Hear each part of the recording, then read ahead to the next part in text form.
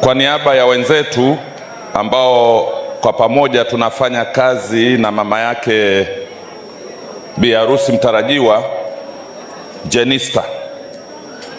Jenista ni rafiki yetu wote, kama mlivyoona waheshimiwa wabunge wote na mawaziri wote tulikuwa tumejiandikisha kuja, na wote tumechanga mara mbili kwa sababu tunampenda sana.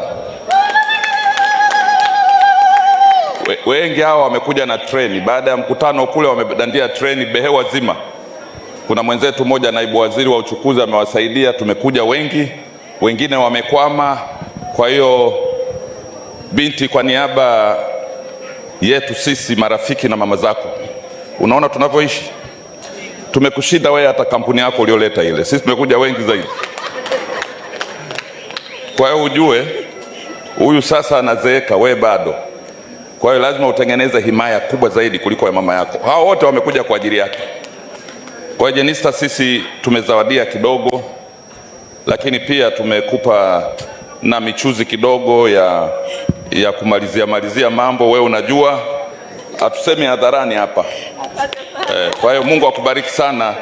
Kwa niaba ya wote ambao hawakuja sio kwa sababu ya kutaka, ni shida imetokea.